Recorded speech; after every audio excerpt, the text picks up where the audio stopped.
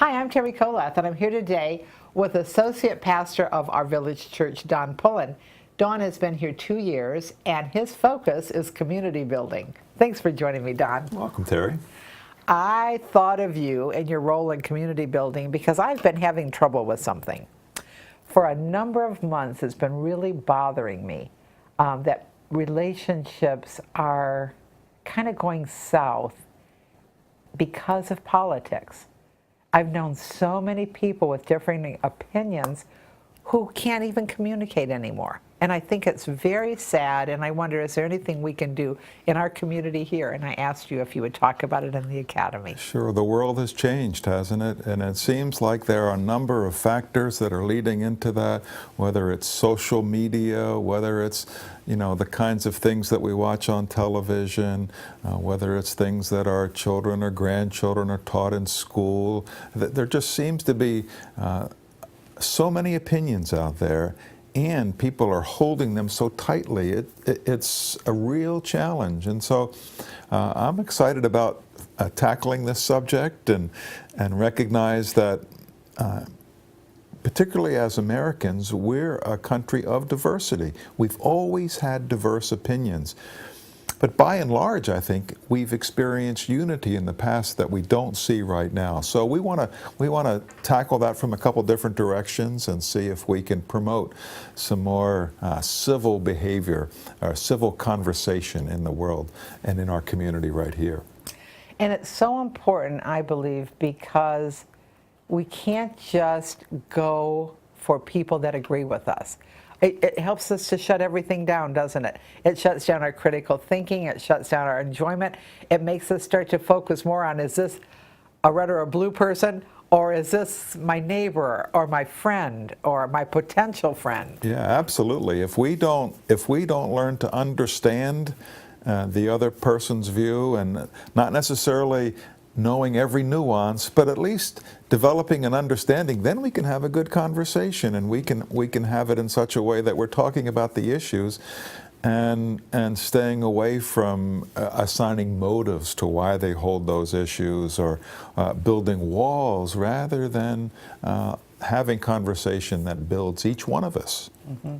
What is your how would you define community, Don?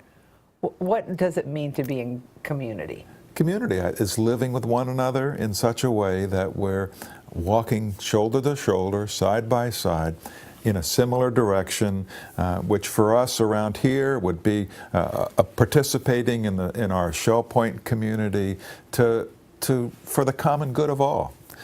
Community has been so important to our nation throughout the years that whether it's the local community we grew up in or the larger state and nation, we've always allowed our differences to be presented, but not allowed them to divide us.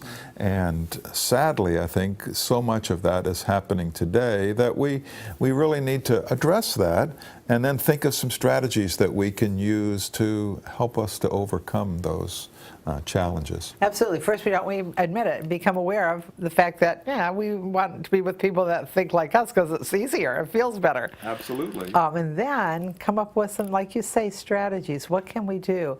And the realization that it's important that we do this. And Terry, it's not only with our neighbors, but when you think about it, it's with our grandchildren or great-grandchildren as well, because they're growing up in a world that was different than the world that we grew up in, and we love them so, and yet sometimes it's difficult to hold meaningful conversations about issues that everyone is talking about, and that can be sad, and we want to talk about this in such a way that I think there are some things that we can do to help us. Absolutely. I mean, when I think about growing up, everybody was like me. Everybody in the neighborhood, what do we have, a couple TV stations, and then with my son, the world was coming in, the world was intruding, the world was giving him viewpoints. Now with a grandchild, oh my gosh, the information comes from all sources, true and false information you want them to have, information you don't want them to have. And my parents didn't have to struggle so hard to share their values with me. I had to be a little more with my son. No, this is what we believe, this is how we act. Now it must be so challenging because just showing your own values is not necessarily enough, is it? Right. I mean, people are offended when we share our values. How does that work? And if we're not careful, we're afraid to share our values. And is that really a comfortable situation for us to be in when we're fearful, particularly with those that live around us or those that may be a part of our family? And we don't need to be afraid, but we do need to be careful, I think, and think through this in such a way that it'll help us. Yeah, I've heard my granddaughter say, "Oh, Grandma Terry, that's old school thinking." And I'll think, yeah, and your new school thinking. Tell me more about it. Yeah. And it's interesting. It's interesting to hear how that generation of our grandchildren, and in some cases great-grandchildren, are thinking. The conversations I hear between my mother and her great-granddaughter are fascinating. Yeah. The frames of reference are so totally different. But can we listen to each other in love instead of fear?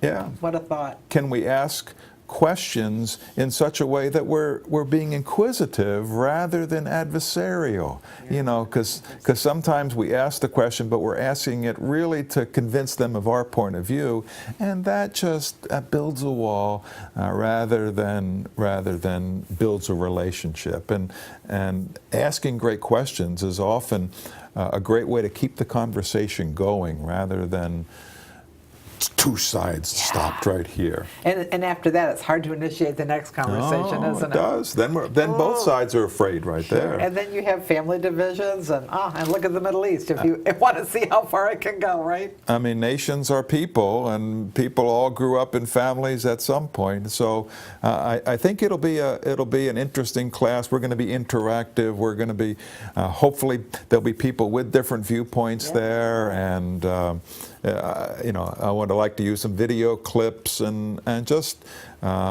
create a space where we can all look at this in an objective way.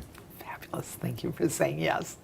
You're welcome. I hope that you're brave enough to come and join Pastor Don Pullen and me as we look at creating community in divisive times.